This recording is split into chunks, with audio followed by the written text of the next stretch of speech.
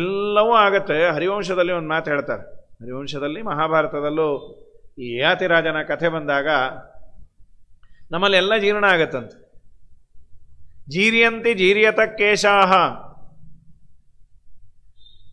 ನಮಗೆ ವಯಸ್ಸಾಗ್ತಾ ಆಗ್ತಾ ಬಂದಂತೆ ನಮ್ಮ ಕೂದಲುಗಳೆಲ್ಲ ಜೀರ್ಣ ಆಗತ್ತೆ, ಉದುರಿ ಹೋಗತ್ತೆ, ನರೆತು ಹೋಗತ್ತೆ, ಬಿಳಿ ಕೂದಲಾಗತ್ತೆ, ಎಲ್ಲ ತಲೆ ಮೇಲಿಂದು ಮೈ ಮೇಲಿಂದು ಎಲ್ಲ ಕೂದಲುಗಳೆಲ್ಲ ಬಿಳಿ ಆಯ್ತು. ದಂತ ಜೀರ್ಯಂತಿ ಜೀರ್ಯತಃ, ವಯಸ್ಸಾಗ್ತಾ ಆಗ್ತಾ ಆಗ್ತಾ ದಂತಗಳು ಜೀರ್ಣ ಆಗತ್ತೆ, ಹಲ್ಲು ತಾನಾಗೆ ಉದುರಿ ಬೀಳತ್ತೆ. ದಂತ ಜೀರ್ಯಂತಿ ಜೀರ್ಯತಃ, ಜೀರ್ಯಂತಿ ಜೀರ್ಯತ ಕೇಶಾಹ, ದಂತ ಜೀರ್ಯಂತಿ ಜೀರ್ಯತಃ. ಎರಡು ಮಾತ್ರ ಜೀರ್ಣ ಆಗಲ್ಲಂತ. ಅದು ಯಾವುದದು? ಜೀವಿತಾಶ ಧನಾಶಾಚ. ಬದುಕೇ ಇರಬೇಕು ಅನ್ನೋ ಇಚ್ಛೆ, ಬದುಕಿದಷ್ಟು ದಿವಸ ಸಂಪಾದನೆ ಮಾಡ್ತಾನೇ ಇರಬೇಕು ಅನ್ನುವ ಬಯಕೆ, ಇದೆರಡು ಮಾತ್ರ ನಮ್ಮಿಂದ ಎಂದೂ ಕಮ್ಮಿ ಆಗುವುದಿಲ್ಲ. ಅಪರೂಪಕ್ಕೆ ನಾವು ಬಿಟ್ಟಿರ್ತೇವೆ, ಹಣದ ಆಸೆಯನ್ನು ಕೆಲವರು ಬಿಟ್ಟಿರ್ತೇವೆ. ಯಾಕೆ ನೀವೆಲ್ಲೂ ಹೋಗ್ತಾ ಇಲ್ಲ, ಎಲ್ಲೋ ಕೆಲಸಕ್ಕೆ ಹೋಗ್ತಾ ಇದ್ರಲ್ಲ, ಏನು ಸಾಕು ಅನ್ನಿಸ್ತು, ಸಾಕು ಅನ್ಸಿರಲ್ಲ, ಅವ್ರಿಗೆ ಸಾಕು ಅನ್ಸಿರತ್ತೆ, ನೀವು ಹೋ ಬನ್ನಿ ನಮಗೆ ಸಾಕಾಗಿದೆ ಅಂತ. ಜೀವಿತಾಶ ಧನಾಶಾಚ, ಇದು ಮಾತ್ರ ಎಷ್ಟೇ ಜೀರ್ಣ ಆದರೂ ಈ ತರಹದ ಮಾತುಗಳನ್ನು ಮಹಾಭಾರತದಲ್ಲಿ ಕಾಣಬಹುದು. ಮತ್ತು ನಮ್ಮ ಸತ್ಯಸಂಧ ತೀರ್ಥ ಶ್ರೀಪಾದಂಗಳವರು ವಿಷ್ಣುಸ್ತುತಿಯಲ್ಲಂತಾರೆ, ನಮೇ ವಪುಷಿ ಪಾಟವಂ ನನಯನೇನ ಶಬ್ದಗ್ರಹೇ ಸಿತಾಮಮ ತನೂರುಹ ಪ್ರಶಿಥಿಲಾ ದ್ವಿಜಾನಾಂ ತತಿಃ ತಥಾಪಿ ವಿಷಯೇಷು ಬೇಚರತಿ ಮೇ ಮನಃ ಶ್ರೀಹರೇ ತ್ವದೀಯ ಕರುಣಂ ವಿನಾ ನಹಿ ನಿಧಾನಮಸ್ತತ್ರ ವೈ. ನಮೇ ವಪುಷಿ ಪಾಟವಂ, ದೇಹದಲ್ಲಿ ಮೊದಲಿನ ಪಾಠವ ಅಂದರೆ ರಿಫ್ಲೆಕ್ಸ್ ಅಂತ. ನನಗೆ ವೆಹಿಕಲ್ ಬರೋದು ಕಾಣುತ್ತೆ, ಆದರೆ ವಯಸ್ಸಾಗ್ತಾ ಆಗ್ತಾ ಮೊದಲಿನ ಸ್ಪೀಡ್ ಇರಲ್ಲ, ಐ ಕಾಂಟ್ ಕ್ರಾಸ್. ಚಿಕ್ಕದೇ ರೋಡು. ಈಗ ಎಷ್ಟೋ ಕಡೆ ಪುರಾಣಕ್ಕೆ ಜನ ಕಮ್ಮಿ ಆಗಿರೋದು ಈ ಟ್ರಾಫಿಕ್ಕಿನಿಂದ ಪುರಾಣಕ್ಕೆ ಹೇಗೆ ಎಫೆಕ್ಟ್ ಆಗಿದೆ ಅಂದರೆ ಒಂದು ಪ್ರಬಂಧ ಬರಿಬೋದು. ಬರೋರಿಗೆ ವಯಸ್ಸಾಗಿದೆ, ಆ ವಯಸ್ಸಾದ ಮೇಲೆ ಈ ಕೆಲವು ಕ್ರಾಸ್ ಎದುರಿಗೆ ಬರುವ ಗಾಡಿಯ ಗ್ಲೇರು ಸಿಕ್ಕಾಪಟ್ಟೆ ಕಣ್ಣು ಹೊಡೆಯುತ್ತೆ. ಚರಂಡಿ ಯಾವುದು, ರಸ್ತೆ ಯಾವುದು ಗೊತ್ತಾಗೋದಿಲ್ಲ. ಅದರಲ್ಲಿ ಹುಡುಗರುಗಳ ಕೈಯಲ್ಲಿ ಬೈಕು ಸಿಕ್ಕಾಪಟ್ಟೆ ಸ್ಪೀಡಾಗಿ ಓಡಿಸ್ತಾರೆ ಅವರು.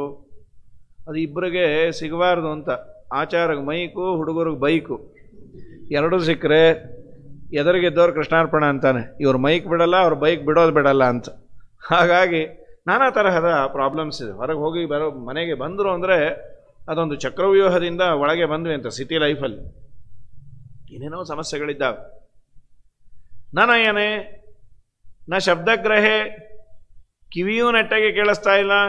ಸಿತಾಮಮ ತನೂರುಹ, ಮೈಮೇಲಿನ ಕೂದಲು ಬಿಳಿ ಆಯಿತು. ಪ್ರಶಿಥಿಲಾಹ ದ್ವಿಜಾನಾಂ ತತಿಃ, ಹಲ್ಲುಗಳು ತಾನಾಗೆ ಅಲ್ಲಾಡಿದವು. ತಥಾಪಿ, ಇಷ್ಟಾದರೂ ಅಶುಭವಾದ ವಿಷಯದಲ್ಲಿ ನನಗಿರುವ ರಾಗ ಅದು ಕಮ್ಮಿ ಆಗ್ತಾ ಇಲ್ಲ. ದೇವರು ಇನ್ನಾದರೂ ಇವನು ರಿಟೈರ್ ಆಗಲಿ ಅಂತ ಈಗ ತುಂಬ ಏನೇನೋ ನೋಡ್ತಾ ಇದ್ದ ಅಂತ ಕಣ್ಣು ಮಂಜಾಯಿತು. ಇನ್ನಾದರೂ ಸ್ವಲ್ಪ ನೀವು ಸೀರಿಯಲ್ ನೋಡೋದು ಬಿಡ್ತೀರಾ? ಏನಿಲ್ಲಪ್ಪ, ಜಗನ್ನಾಥ ದಾಸರು ಹೇಳಿದ್ದಾರೆ ಶ್ರವಣ ಮನಕಾನಂದವೀವುದು ಅಂತ. ಕೇಳಿಸತ್ತಲ್ಲ, ಎಷ್ಟು ಕೇಳತ್ತೋ ನಮ್ಮ ಪುಣ್ಯ. ಡೈಲಾಗ್ ಅಂತೂ ಕೇಳಿಸ್ಕೋತೀನಿ. ಮತ್ತು ಆ ಪಿಕ್ಚರ್ಗಳು, ಅದು ಹಿಂದೆ ನೋಡಿದ್ದ ಸಂಸ್ಕಾರ ಉಳಿದಿದೆಯಲ್ಲ, ಅದಕ್ಕೆ ಜ್ಞಾನಲಕ್ಷಣ ಪ್ರತ್ಯಾಸತ್ತೆ ಅಂತ ಜಾತದಲ್ಲಿ ಕರೀತಾರೆ, ಉಪನೀತ ಭಾನ ಅಂತ. ಒಂದು ಯಾವುದೋ ಗಂಧದ ಕೊರಡನ್ನು ನೋಡಿ, ಏನ್ರಿ ಎಂಥ ವಾಸನೆ ಅಂತ ಮೂಗತ್ರ ಇಟ್ಕೊಂಡಿಲ್ಲ, ಕಣ್ಣಿನಿಂದ ನೋಡಿ ಆ ಗಂಧದಲ್ಲಿರುವ ವಾಸನೆಯನ್ನು ನಾವು ಕಂಡುಹಿಡಿತೇವೆ. ಯದ್ಯಪಿ ಕಣ್ಣು ವಾಸನೆಯನ್ನು ಗ್ರಹಣ ಮಾಡುವಂತಹ ಇಂದ್ರಿಯ ಅಲ್ಲ, ಘ್ರಾಣೇಂದ್ರಿಯ ವಾಸನೆಯನ್ನು ಗ್ರಹಣ ಮಾಡೋದು. ಮತ್ತು ಕಣ್ಣಿನಿಂದ ನೀನು ಹೇಗೆ ಹೇಳಿದೆ ಸುರಭಿಶ್ಚಂದನ ಕಂಡಃ, ಅದಕ್ಕಂದರೂ ನಾನು ಅದನ್ನು ಹೇಳಿದ್ದು ಹೇಗೆ ಅಂದರೆ, ಹಿಂದೊಮ್ಮೆ ಅದನ್ನು ನಾನು ಮೂಗಿನಲ್ಲಿ ವಾಸನೆ ಬಂದದ್ದನ್ನು ಮೂಗಿನಿಂದ ಆಸ್ವಾದಿಸಿದ್ದೆ, ಅದೇ ಗಂಧದ ಕೊರಡಲ್ವಾ, ಆ ಸಂಸ್ಕಾರ ನನ್ನ ತಲೆಯಲ್ಲಿ ಇದೆ, ಈ ಕಣ್ಣಿನಿಂದ ನೋಡಿ ಹೇಳದೆ ಅಂತ. ಹಾಗೆ ಹಿಂದೆ ನೋಡಿದ ಸಂಸ್ಕಾರ ನಮ್ಮ ತಲೆಯಲ್ಲಿ ಇಂಥವೆಲ್ಲ ಗಟ್ಟಿಯಾಗಿ ಉಳಿಯತ್ತೆ. ಕೇಳೋದು ಸರಿ, ದೇವರಂದ ಕಿವಿನೂ ಮಂದಾಯ್ತು, ತಿನ್ನೋದು ಉಣ್ಣೋದು ಸ್ವಲ್ಪ ಆದರೂ ಬಿಡಲಿ ಅಂತ ಹಲ್ಲುಗಳು ತಾನಾಗೆ ಉದುರಿತು. ಆದರೂ ಮನೆಯಲ್ಲಿ ಏನಾದರೂ ಗಟ್ಟಿಮುಟ್ಟಿಯಾದ ಚಕ್ಕಲಿ ಕೋಡುಬಳೆ ಮಾಡಿದರೆ ಎಲ್ಲರೂ, ನೀವೆಲ್ಲ ಅಲ್ಲ, ಜನರಲ್ಲಾಗಿ ಮನುಷ್ಯನ ಟೆಂಡೆನ್ಸಿಯನ್ನು ಹೇಳ್ತಾ ಇರೋದು. ಮಾಡಬೇಡ್ರಿ ಅಂದರೂ ಮಾಡ್ತೀರಿ, ಯಾಕೆ ಮಾಡಬಾರ್ದು ಅಂದರು ಮನೆಯವರು. ನಂಗೆ ಹಲ್ಲಿಲ್ಲಲ್ಲ, ನಮಗೆಲ್ಲ ಇದೆಯಲ್ಲ ಅಂದರು ಅವರು. ನಾನು ಬಿಡ್ರಿ, ನಿಮ್ಮದು ನಾವೇ ತಿಂತೀವಿ, ಬೇಡ ಮಿಕ್ಸಿಗೆ ಹಾಕ್ಕೊಡ್ರಿ, ಪುಡಿ ಮಾಡಿ ಮೊಸರಲ್ಲಿ ಹಾಕ್ಕೊಂಡು ಗುಳಿಗೆ ಥರ ನುಂಗಾದರೂ ನುಂಗ್ತೀನಿ, ಅಪರಾಣೆ ಬಿಡಲ್ಲ. ಇದು ನಮ್ಮ ವೈರಾಗ್ಯ. ಹಾಗಾಗಿ ನಾವು ಅಸ್ವತಂತ್ರರು ಅನ್ನೋದಕ್ಕೆ ಏನೇನು ಕ್ರೈಟೀರಿಯಾ ಬೇಕೋ ಎಲ್ಲವೂ ಇದೆ. ಅಂದುಕೊಂಡದ್ದು ಆಗೋದಿಲ್ಲ. ನನಗೆ ವಯಸ್ಸಾಗಬಾರ್ದು, ನನ್ನ ದೇಹದಲ್ಲಿ ದಾರ್ಢ್ಯ ಕಮ್ಮಿ ಆಗಬಾರ್ದು, ನನ್ನ ಹೆಂಡತಿ ಮಕ್ಕಳು ನನ್ನ ಮಾತನ್ನು ಕೇಳಬೇಕು. ರಿವರ್ಸ್ ಅವ್ರಿಗೂ ಇರುತ್ತೆ, ನನ್ನ ಗಂಡ ನನ್ನ ಮಾತೇ ಕೇಳಬೇಕು, ಹೀಗೆಲ್ಲ ಇರತ್ತೆ. ಇರಲಿ, ಯಾರ್ಯಾರ ಮಾತು ಕೇಳ್ತಾರೋ ಏನೋ, ಅಂತತೋಗತ್ವ ಎಲ್ಲ ನಡೆಯೋದು ಅವನ ಇಚ್ಛೆ ಅಂತೆ, ಸತ್ಯ ಸಂಕಲ್ಪ. ನಮ್ಮ ನರ ಚಿತ್ತಕ್ಕೆ ಬಂದದ್ದು ಲವಲೇಶ ನಡೆಯದು ಹರಿಚಿತ್ತ ಸತ್ಯ. ಸುಧತಿ ಮಕ್ಕಳ ಭಾಗ್ಯ ಬಯಸೋದು ನರ ಚಿತ್ತ, ಮದುವ್ಯಾಗದಿರುವುದು ಹರಿಚಿತ್ತವಯ್ಯ ಹರಿಚಿತ್ತ ಸತ್ಯ. ಕುದುರೆ ಅಂದಣವನು ಬಯಸೋದು ನರ ಚಿತ್ತ, ಪದಚಾರಿಯಾಗುವುದು ಹರಿಚಿತ್ತವಯ್ಯ ಹರಿಚಿತ್ತ ಸತ್ಯ. ಇದು ದೇವರ ಸಂಕಲ್ಪ ಅಂತ ತಿಳಿದು ಬಿಟ್ಟರೆ ನಮ್ಮಷ್ಟು ಸುಖಿ ಯಾರೂ ಇಲ್ಲ. ಜೀವ ಅಸ್ವತಂತ್ರ, ಇದು ಜ್ಞಾನ ನಮಗೆ ಇದ್ದರೆ ಏನು? ಜೀವ ಅಸ್ವತಂತ್ರ ಅನ್ನೋ ದೊಡ್ಡ ಜ್ಞಾನ, ಮಹಾಜ್ಞಾನ ಏನು? ಒಂದು, ಜೀವನಿಗೂ ಪರಮಾತ್ಮನಿಗೂ ಭೇದ ಜ್ಞಾನ ಆಗತ್ತೆ, ಅದೊಂದು ದೇವರ ಪೂಜೆ ಅಂತ. ವಿವಿಕ್ತ ದೃಷ್ಟಿಸ್ ತದುತಾರ್ಹಣಮ್ಮೆ ಅಂತ ಭಾಗವತದಲ್ಲಿ ಬರುತ್ತೆ. ನೀವೆಲ್ಲ ಸಾರೋದ್ಧಾರ ಪಾರಾಯಣ ಮಾಡಿದರೆ ಅದರಲ್ಲಿ ಈ ಶ್ಲೋಕ ಇದೆ. ವಿವಿಕ್ತ ದೃಷ್ಟಿ, ಜೀವ ಬೇರೆ ಪರಮಾತ್ಮ ಬೇರೆ. ಯಾಕೆ? ಜೀವನು ಅಸ್ವತಂತ್ರ, ಅವನು ಸ್ವತಂತ್ರ. ಒಂದು, ನನಗೆ ನಾನು ಅಸ್ವತಂತ್ರ ಅನ್ನೋ ಜ್ಞಾನ ಚೆನ್ನಾಗಿ ಮನವರಿಕೆ ಆದರೆ ಅದರಿಂದ ಆಗುವ ಲಾಭ ಏನು ಗೊತ್ತಾ? ತುಂಬ ತಲೆ ಬಿಸಿ ಕಮ್ಮಿ ಆಗತ್ತೆ. ಇಲ್ಲ ಅಂದರೆ ತುಂಬ ಪೇಚಾಡ್ಕೋತಾ ಇರ್ತೀವಿ.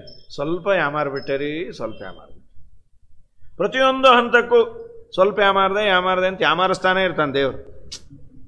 ಇಲ್ಲ, ಈ ಸಂಘದ ಎದುರಿಗೆ ಸೈಟ್ ಬಂದಿತ್ತು, ಎಷ್ಟು ಆಗಿ 2,000 ರೂಪಾಯಿ. ನಿಮ್ಮ ಹತ್ರ ಎಷ್ಟಿತ್ತು? 20 ರೂಪಾಯಿ ಅಷ್ಟೇ ಇತ್ತು, ಇನ್ನೊಂದು 2 ಕಮ್ಮಿ ಇತ್ತು. ಇಡೀ ಜೀವನ ಕೊರಗ್ತಾ ಇರ್ತೀವಿ. ಅದು ತೊಗೊಂಡ್ಬಿಟ್ಟಿದ್ರೆ ಹೀಗೆ ಸೈಟು, ಇನ್ಯಾವುದೋ ಮನೆಯೋ, ವೆಹಿಕಲ್ಲೋ, ಕೆಲಸವೋ, ಕಾರ್ಯವೋ. ಕಡೆ ಕೆಲವರಂತೂ ಮದುವೆ ಆದಮೇಲೆ 25-30 ವರ್ಷಕ್ಕೆ ಯಾಮಾರ್ಬಿಟ್ಟೆ ನೀನು ಕಟ್ಕೊಂಡು ಅಂತ. ಆ ಹೆಂಡತಿ ಅಂತಾರೆ, ಅಂತೂ ನಿಮಗೂ ಗೊತ್ತಾಯ್ತಾ ನಿಮ್ಮನ್ನು ಕಟ್ಕೊಂಡು ನಾ ಯಾಮಾರಿದ್ದು ಅಂತ ಅವರು ಅಂತಾರೆ. ಹೀಗಾಗಿ ಜೀವ ಅಸ್ವತಂತ್ರ, ನಾವು ಅಸ್ವತಂತ್ರರು ಅನ್ನೋ ಜ್ಞಾನ ಇದ್ದಾಗ ಅವನು ಹೇಗೆ ಇಡ್ತಾನೋ ನಾನು ಹಾಗೆ ಇರ್ತೇನೆ. ಇವತ್ತು ಅವನು ಮೃಷ್ಟಾನ್ನ ಹಾಕ್ಬೋದು, ಅದನ್ನು ತಿಂತೇನೆ, ನಾಳೆ ದಿನ ಏನಿಲ್ಲದಂತೆ ಮಾಡು. ಇದು ಜ್ಞಾನಿಗಳಿಗೆ ಈ ಚಿಂತನೆ ಇದ್ದದ್ದರಿಂದ ಅವರ ಜೀವನದಲ್ಲಿ ನಾನು ಇದನ್ನು ಸಾಧಿಸಲಿಲ್ಲ, ಇದನ್ನು ಮಾಡಲಿಲ್ಲ ಅನ್ನೋ ನೈಚ್ಛಾನುಸಂಧಾನ ಇರಲ್ಲ. ಇಲ್ಲಾಂದರೆ ನೈಚ್ಛಾನುಸಂಧಾನ ಅಂದರೆ ನಾನು ತುಂಬ ಸಣ್ಣವನು, ಇನ್ಫೀರಿಯಾರಿಟಿ ಕಾಂಪ್ಲೆಕ್ಸ್ ಮನುಷ್ಯನಿಗೆ ಅದೊಂದು ಬಂದ್ಬಿಡತ್ತೆ. ಏನ್ರಿ ನಾನು ಏನು ಅಂದ್ಕೊಂಡ್ರು ಆಗೋದೇ ಇಲ್ಲ, ಬೇಜಾರಾಗಿದೆ. ಯಾವಾಗ ನಮ್ಮ ಸ್ಟಾರ್ ಸರಿ ಹೋಗುತ್ತೋ ಏನೋ.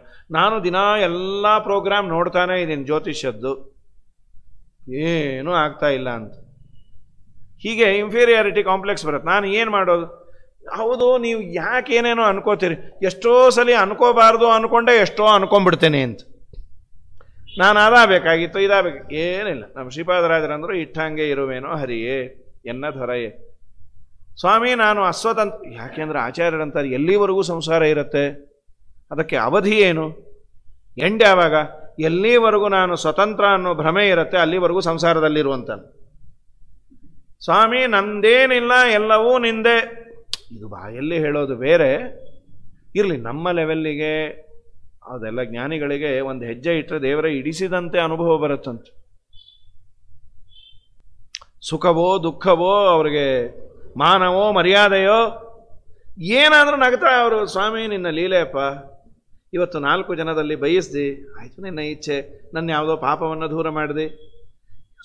ಅವ್ರಿಗೆ ಏನೋ ಸನ್ಮಾನ ಮಾಡಿದಾಗೂ ಹೀಗೆ ಅಂತಾರಂತೆ. ನಾನು ಅರ್ಹ ಅಲ್ಲ, ಒಳಗಿರುವ ದೇವರಿಗೆ ಮಾಡ್ತಾ ಇದ್ದೀರಿ, ಅವನ ಪ್ರೇರಣೆ, ನಿಮ್ಗೆ ಒಳ್ಳೇದಾಗಲಿ.